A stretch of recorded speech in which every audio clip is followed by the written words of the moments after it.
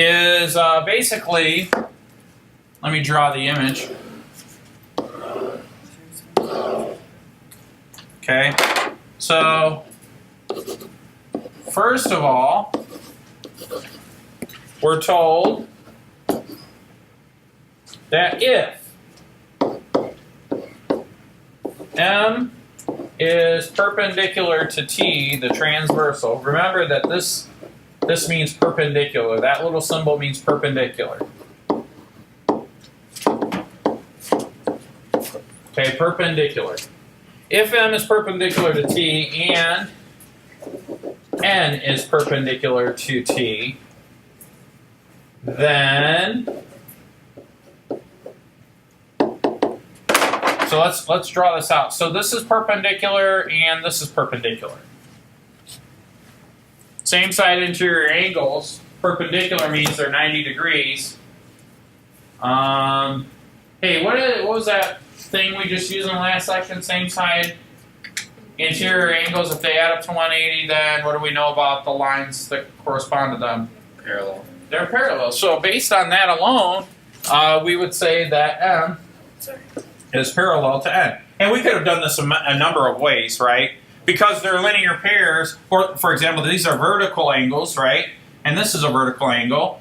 And then these are linear pairs. Hey, wait, these are all 90-degree angles. So I could have said corresponding angles are congruent. Therefore, L and M are parallel. Alternate interior angles are congruent. Therefore, lines M and N are parallel. Alternate exterior angles are congruent because all of them are 90 degrees. So this is the one case where we don't have big, small. We just have all. If two lines are perpendicular to the same transversal, then they are parallel. 3.10 is saying if lines are parallel, then they're perpendicular to the transversal. Right? So one's like P implies Q, the other one's like Q implies P. So it's what we call a biconditional statement. So the two theorems are biconditional. Well, yeah, we could, if we were a little more formal and like at a college level, we would just make one statement that say it's biconditional. Right? Correct.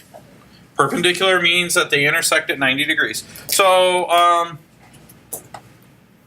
let's do problem number 1 and see what we get. So example number 1,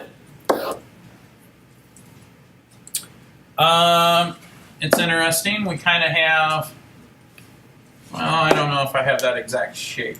That's the problem. I don't. That's all right. So example number 1, I've got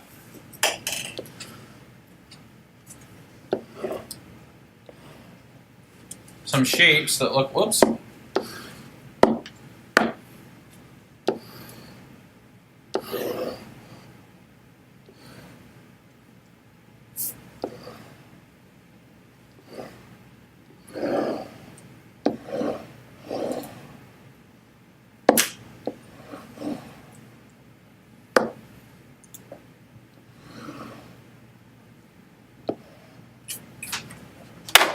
Okay, so now for problem number 1, we have a carpenter plans to install moldings around the top of a doorway.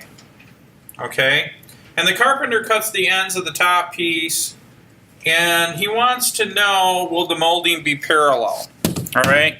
So he's going to draw a door, or he's going to put like molding around a door frame.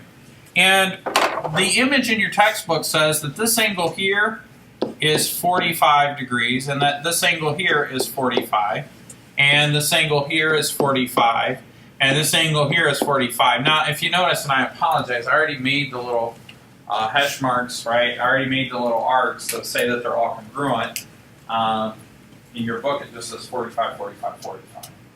And so what they want to know is the left side, so this is the left side, this is the right side, and this is the top.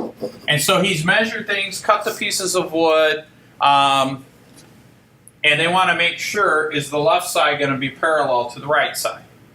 Now, how do I prove that? Based on the two things that I wrote on the board, the two theorems. Which one would I use?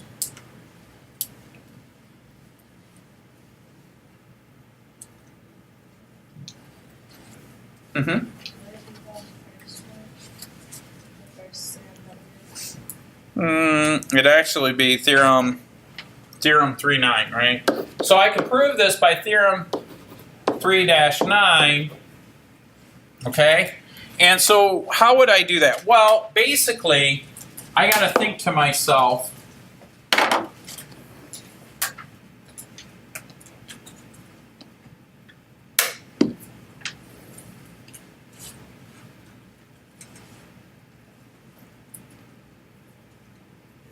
if I put that up there,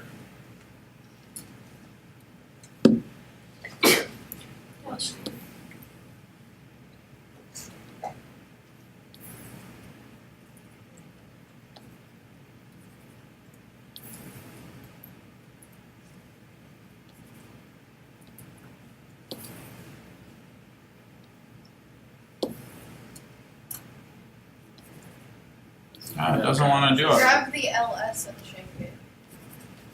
There you go. All right. So now, obviously, Mr. Adams didn't quite draw it perfectly, but what is the sum of these two angles right here?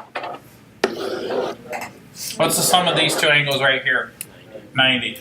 So if I take this whole thing and I do something like this, and I think of this as a line, and I think of this thing as a line right here, and I think of this line right here.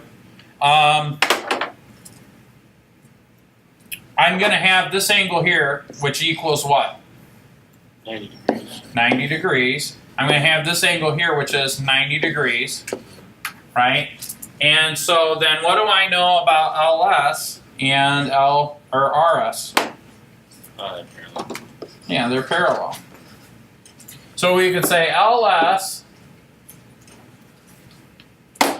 the left side is parallel to RS, and this is based on Theorem 3.9, right?